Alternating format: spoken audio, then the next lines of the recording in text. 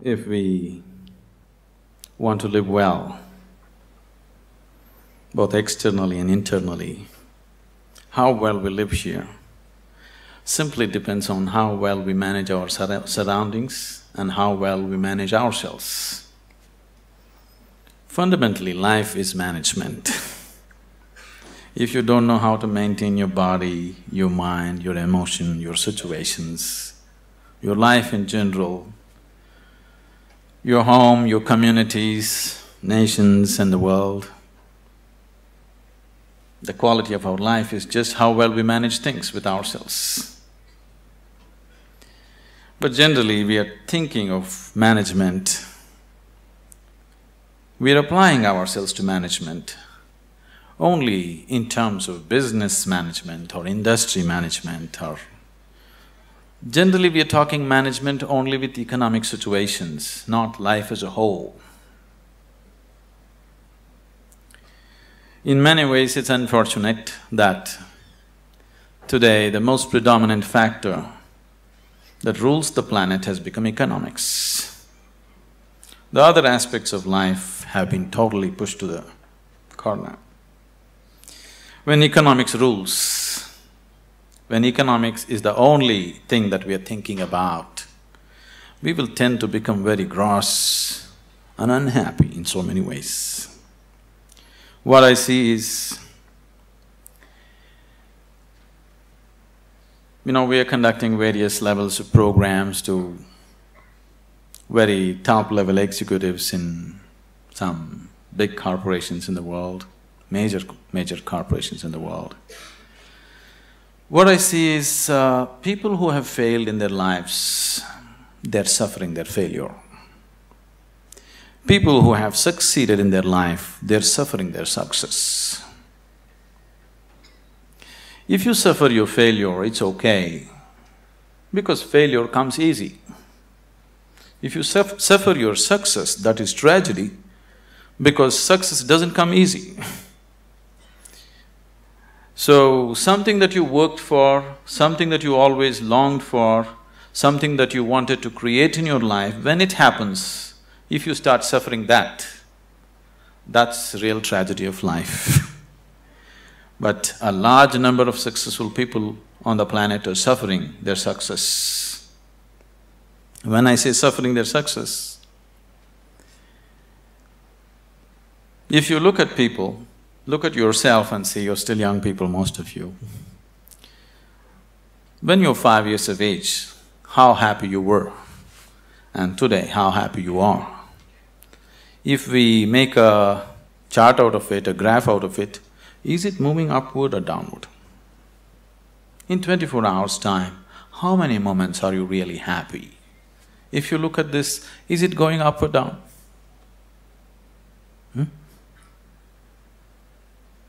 Is it going up or down? Down. So that means you're a bad manager. Because after all, everything that you did in your life is in pursuit of happiness, isn't it? All that you're doing in your life, you're doing it because you believe that is your happiness. You educate yourself, you pursue careers, you build families, you run after your ambitions.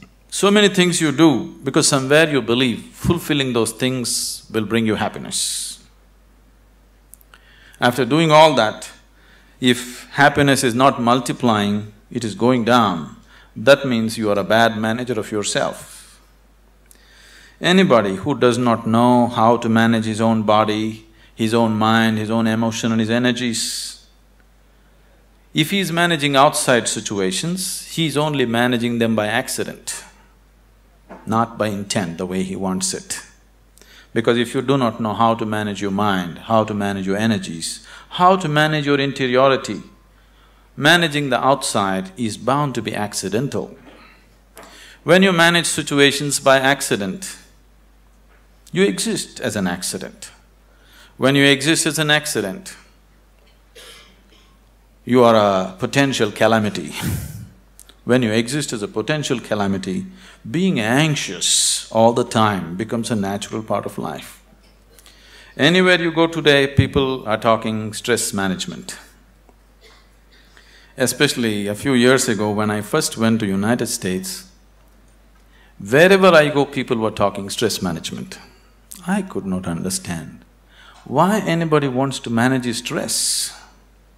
I can understand you want to manage your business, your finance, your family, your property, whatever, but why would you want to manage stress?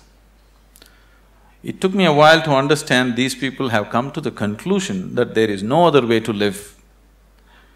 Somehow people have come to the conclusion that if you do things in the world, you're bound to be stressful.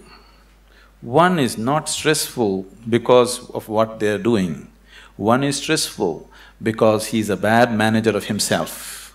He doesn't know how to manage his own systems. That is why he's stressful.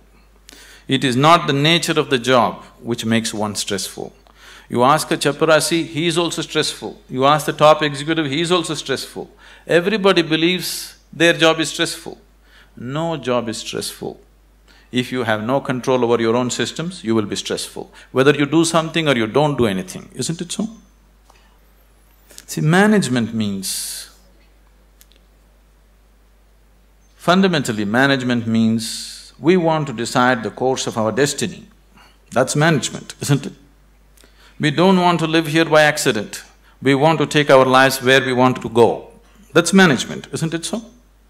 If you're managing by accident, you are not a manager. Without you, things will run better. So once you say, I'm a manager, that means somewhere you have decided that you want to go in a particular way. You want to have a certain kind of situation, both inward and outward.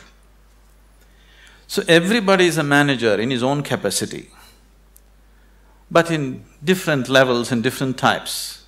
Whether you manage a kitchen where you cook for 4 people, or you manage a large industry where 10,000 people work, fundamentally, if you want to have a good kitchen or a good industry, you must be a good manager of that situation, isn't it? So whether you're managing a little kitchen or a large industry, if you want to manage outside situations, generally you will have to manage material and people around you. If you have to manage 10 people or 10,000 people around you, you have to manage 10 minds or 10,000 minds around you. But if you have no management over your own mind, you managing 10,000 minds is going to be a disaster. In the process of doing something, if we are destroying human beings, which is happening right now, in the process of managing a situation, the man is broken, then this kind of management is no good, because after all, every management that we do is only for human well-being.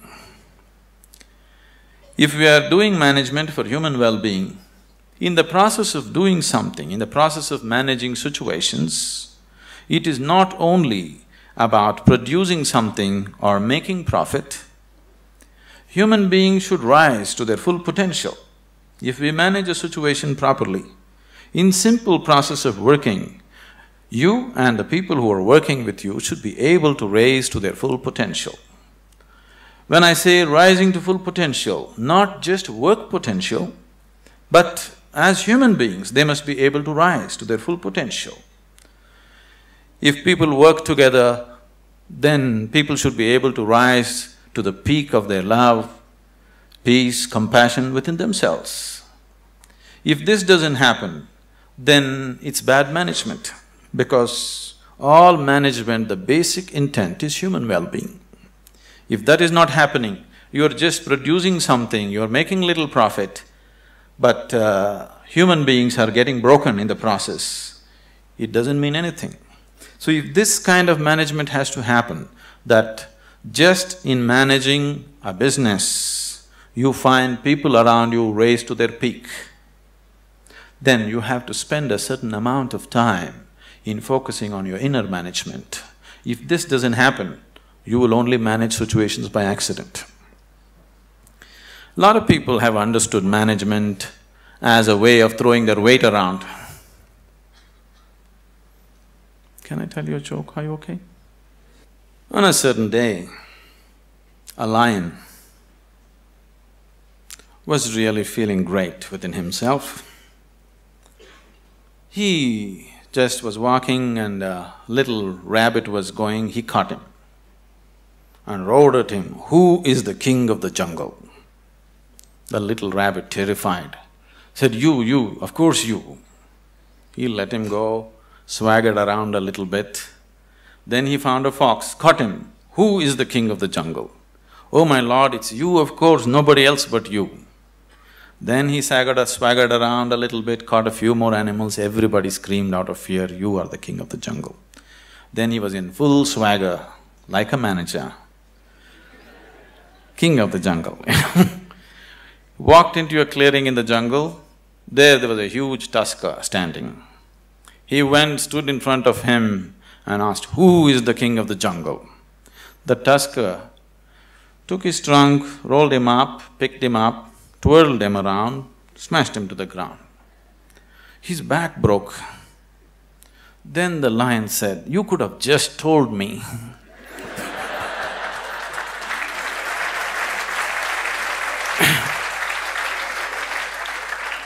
But the tusker said, "You see, I had to make my point." So, lot of people generally are thinking management means just throwing their weight around. Throwing your weight around is not management, any fool can do that. If you manage a situation, not just things happening there, people should feel elevated just being in that space, otherwise it is not management. Above all, if you go to a place and you manage a situation, you must feel wonderful being there. If that doesn't happen, you are not a good manager. So if this has to happen, you need an inner dimension. When I say inner dimension, what is inner dimension? When I say inner, I'm not just talking about the body or the mind, because both this body and mind you gathered from outside in certain ways, isn't it? For example, this physical body, when you were a child, this body was only this much. Now it's become this much. How did this happen? How did this happen? That's a question. How did this happen? You grew up, how did it happen, I'm asking?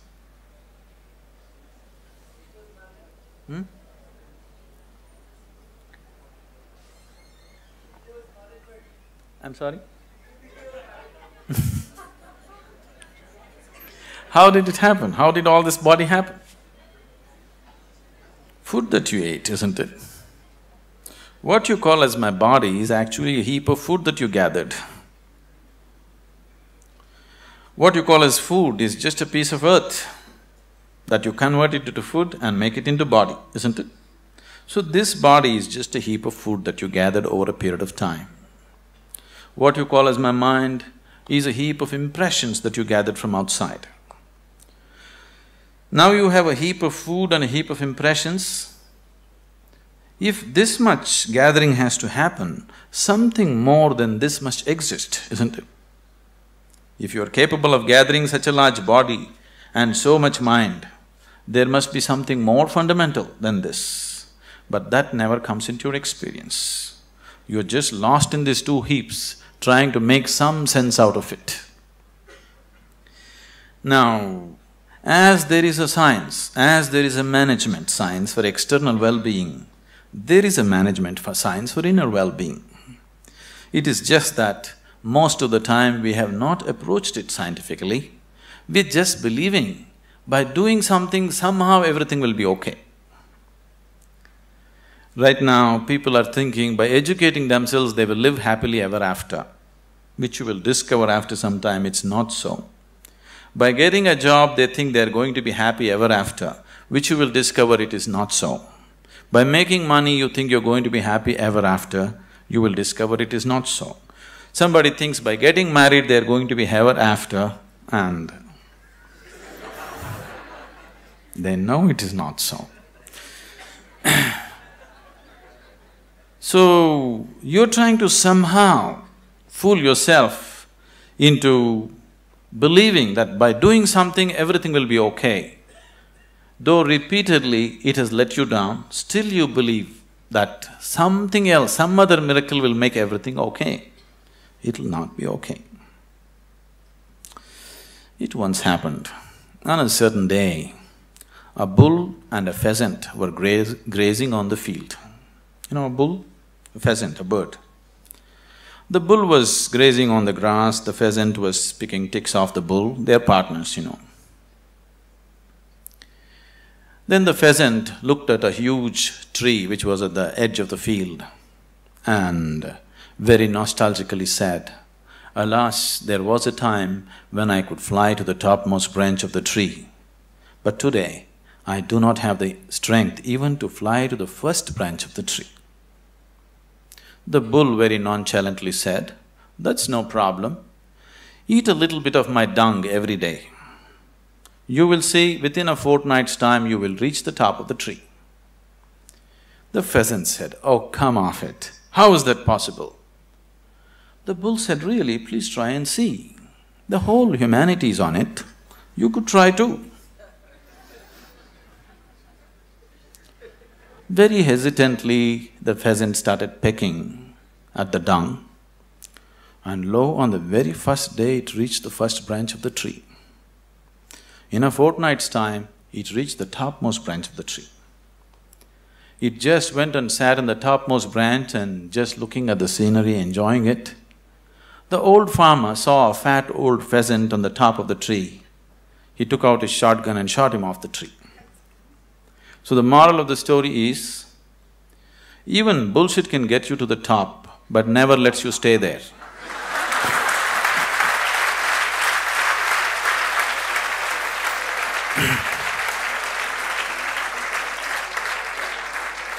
So, if you are seeking a life of fulfillment, if you are seeking a life of joy and peace and well-being within yourself, don't try to bull yourself in some way. You must do the right thing, otherwise it won't work. Now that you are managers or to be managers, probably, definitely I hope they have taught you that unless you do the right thing, it doesn't work with outside. The same goes with the inside, unless you do the right thing, it just doesn't work. You may just bull yourself to believe that this will make me all right, that will make me all right. Yes, for a moment, but the next moment you crash. Please see, successful people, unsuccessful people, just look at their lives and see in 24 hours, how many moments are they really joyful? How many? You go on the street and see how many joyful faces do you see on the street? Very, very few, isn't it so? Yes? If you see any, usually they are young faces. Over 30 faces are all long faces. What's happened to them? For most of them, their lives have worked out far better than they ever imagined. If you look at yourself as a generation, never before another generation of people have been this comfortable and this well physically as you are right now, isn't it? Isn't it so? We are the most comfortable generation. No other generation has known these kind of comforts and conveniences. But still, are we any happier than what people were? This is simply because we did not do inner management. We just did external management, no inner management. In the process of creating what we want, the very source of our life, this planet, we're just destroying, isn't it? In pursuit of our happiness, we are just making a bonfire out of this planet, but still we are not satisfied, nor are we any more joyful than what we were 500 years ago as people were, isn't it? So somewhere we have neglected the interiority. So to turn inward, what is needed? One reason why most young people here had never made any effort to turn inward is because today, any thinking person, the moment he can read ABC, speak English and he has extra alphabets next to his name, he develops an allergy towards anything spiritual. This is not your fault. These so-called spiritual people have made such jokers out of themselves. They have presented spirituality in such terrible ways, ridiculous ways, that anybody who has any sense doesn't want to go anywhere near it. See, a spirituality means to know something which is beyond the physical.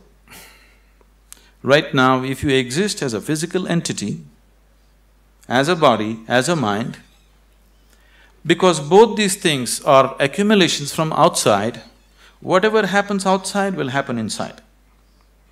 If what happens outside begins to happen within you all the time, then you being peaceful and happy is always accidental, because it doesn't matter who you are, how powerful you are, how great a manager you are, external situations will never be 100% in your control. That's the nature of the life. Even if you're just two people in the family, still you don't have absolute control over the situation, isn't it so? As the scope and play of your life increases, you have less and less control over the situations in which you live. That's the reality of life. So if whatever is happening outside is happening within you, you being peaceful and happy in your life is a faraway thing, it's never going to happen. Only when a person begins to experience a dimension beyond the physical within himself, then he can play with the physical world whichever way he wants. He can do the best that he can do with the outside world, but the interiority is undisturbed, always the way you want it. The outside world will not happen the way we want it 100%. At least the inner world should happen the way we want it, isn't it so? Isn't it so? The outside will never happen 100% the way we want it. That's the reality of life. But at least this one should happen the way we want it. If this is also not happening the way you want it, if your body, if your mind, if your emotions, if your energies are not functioning the way you want it, then this is the worst kind of slavery, because somebody else decides what should happen within you. If somebody else decides what should happen around you, that itself you call it slavery, isn't it so? Yes? Are we in talking terms or no? Okay, that's fine. If somebody decides what should happen around you, that itself you call as slavery. But if someone decides what should happen within you, is it not a more horrible way of being a slave? But please see, the whole world is in it. The only consolation is everybody is like this. Now that you're learning management as a science, I would like you to understand there is a whole science of inner management. If you don't learn that, you may manage businesses, you may manage industry, but still you will not live a life of fulfillment and well-being. If you want to live a life of fulfillment and well-being and offer the same to people around you, it's extremely important you know what it means to manage your interiority.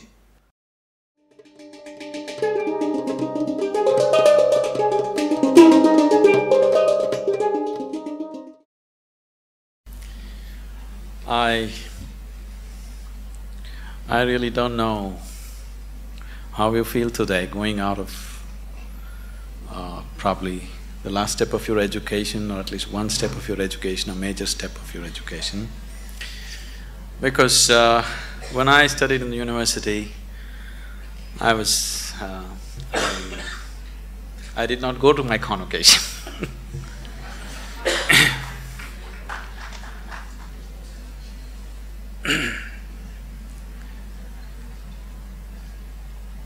Somewhere, right from my childhood… Are you okay for a story? Right from my childhood, the education that I received, though they sent me to the best possible schools around, it didn't mean anything to me, because my sense of listening and looking at people was such. When the teachers were talking whatever, chemistry, biology or mathematics, one thing I could clearly see was whatever they were saying didn't mean a damn thing to them. And I was not willing to listen to anything from somebody who is talking something which doesn't mean anything to him. So, I always looked at the teacher. If he put his heart into it, I'm willing to be there. Otherwise, I'm out. Because somewhere I have so many things on my agenda for the day. 24 hours are packed with too many things. I'm not willing to spend an hour or even 5 minutes listening to someone who is talking something which doesn't mean anything to him. Even if he's talking nonsense, it doesn't matter. If it means something to him, I'm willing to listen to it. But if he's talking great things which don't mean anything to him, I'm not willing to listen to him. So as a part of this, I spent… Your education is over, so I can talk. I spent almost 90% of my college hours outside, only 10% inside. Only when I saw somebody who is talking something with passion, I'm there. Otherwise, I'm just out. Now, this education, I'm repeatedly telling Dr. Majumdar and a few other people around here, I'm happy to see somebody's talking with some passion about what they're doing. Somebody, it doesn't matter what they're doing is right, wrong, okay, perfect or not. But someone has put his heart into it, it's okay, because human lives becomes beautiful not because we do the right things. Human lives become beautiful because we put our heart into what we're doing. It doesn't matter what we're doing, whether we're sweeping the floor or managing the country or what we're doing, if we are putting our heart into what we're doing, it's beautiful to be doing that activity. So I think it's a fortune that I've just seen a few people. I hope everybody here is putting their hearts into what they're doing and living in an atmosphere where people are passionate about what they're doing itself is highly enriching. Now that you're stepping into the world, not that you don't know, but anyway, now you're stepping into the world in a different dimension than the way you have been till now. Once you step into the world, there's going to be a lot of filth. There is corruption, there is nonsense, there is so many things happening everywhere. There are some set of people, a certain set of people, who will develop an allergy for this filth. They can't stand it. They usually run to the Himalayas because they're allergic to filth, they can't take it. They want everything pure. But such a thing will not happen because the filth of the world has one way or the other has entered our minds. Whether we empower that filth or not is all the option that we have. But we cannot avoid filth, it is there. All the nonsense that can happen in the world, you know in your head, isn't it? So one set of people develop allergy and try to run away, which they can never do, really. Another set of people, a large segment of people, unfortunately, have come to their own kind of philosophies. Anyway, world is full of filth, let me also become filth. So they have joined that, they have merged into the filth. What we call as filth can also be great manure, you know. Indian spirituality has always used lotus as a symbolism. A lotus flower has always been the main symbolism for Indian spirituality. Why a lotus flower is? A lotus flower grows best where the filth is thick. This filth which is stinking, which you can't bear, has transformed itself into a fragrant, beautiful flower. This option also is with us every moment of our life. If the atmospheres that we live in make us… we cannot call ourselves managers. If we make the atmospheres that we live in, only then we can call ourselves managers. Being a manager means that we are going to create whatever we see as the most beautiful thing to happen right now. Allowing situations to create you is not management at all. Creating the situations that we want is management. As many of them have said many things, this process of education, there is a certain acceleration now that education is over, you're stepping into a new dimension of life, the excitement, and it's always beautiful to step into something new that you believe is going to be wonderful. But what we have seen with life with most people is, now let's say somebody got a job, the first day when they went and sat behind this table was the most fantastic place in the world. But within a few years, behind the same table, they're manufacturing blood pressure, diabetes, ulcers and whatnot. This is not because there is something wrong with the jobs that we do. This is not because there is something wrong with the world that we live in. It is simply because we have not paid sufficient attention to ourselves. We have paid too much attention to what is outside. To succeed in the world, people are always thinking, great aspirations will make you successful. Aspiration is just an initial starting point. Just because you aspire for success, just because you aspire for prosperity, just because you aspire for well-being, it doesn't happen. Success, prosperity, well-being happens because you have made yourself capable of creating those things. Everybody aspires. Who is not aspiring for success in the world? Everybody is aspiring. Even a beggar on the street is trying to be a successful beggar, isn't it so? Every human being is aspiring for it, but only those who have made themselves capable will succeed. Making yourself capable not only in terms of management skills and other things, but that is needed too, but making yourself capable as a human being to go through situations untouched,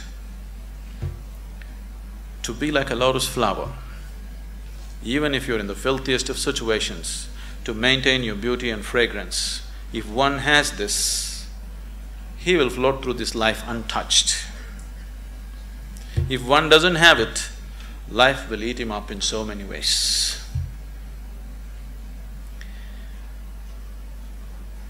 It's my wish and my blessing that this new set of managers will manage this world, this country, this community, and the business and commerce, which is part of our existence today in the world, in a much better way than the previous generations of people have done, because externally we are better equipped than ever before.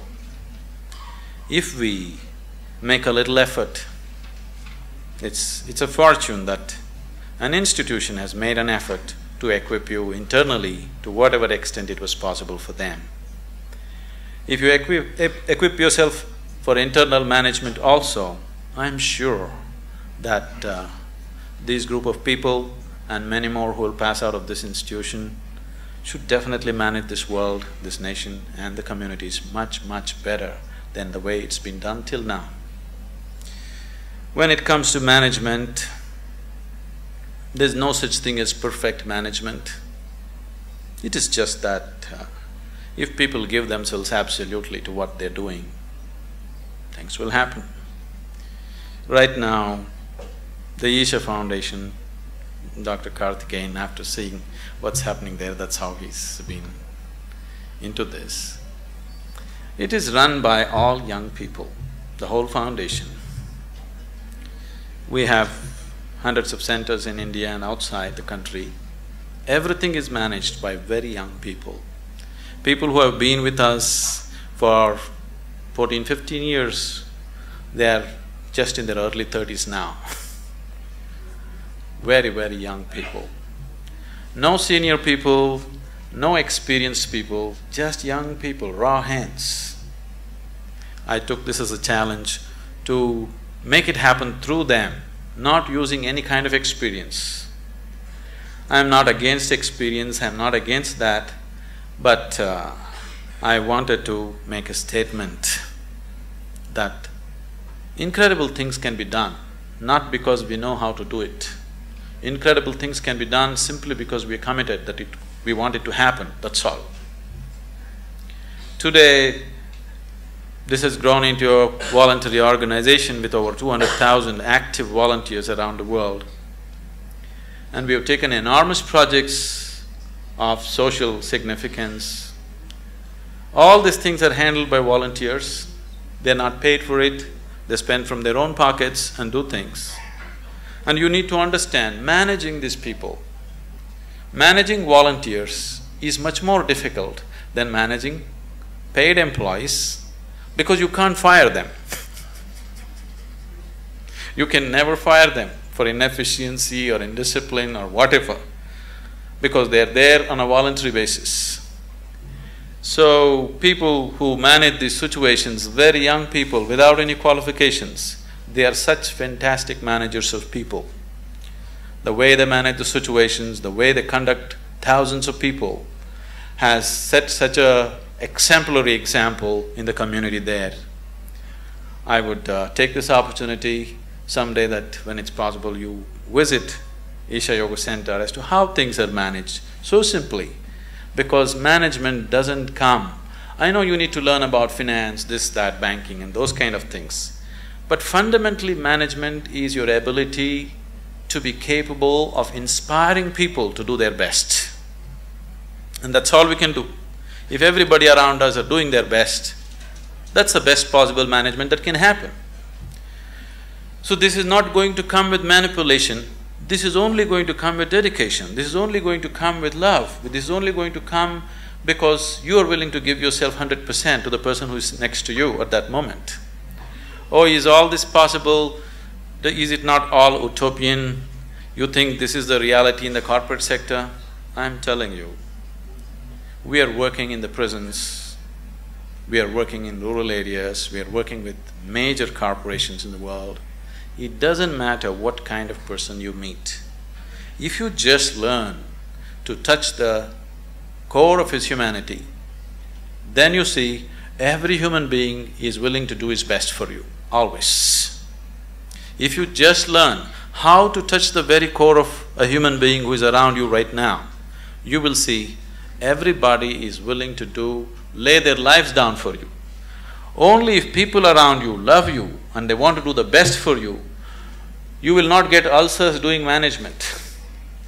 If people around you are trying to pull you down, you will anyway get ulcers trying to manage situations. Isn't it so? If you do not create the people who truly love us and wanting to give their best, then management is going to be a pain. Management is going to be a huge suffering.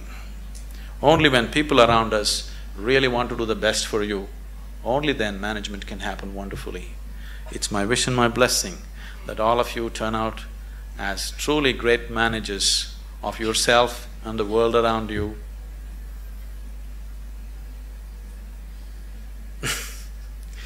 Our lives become beautiful not because of what we do.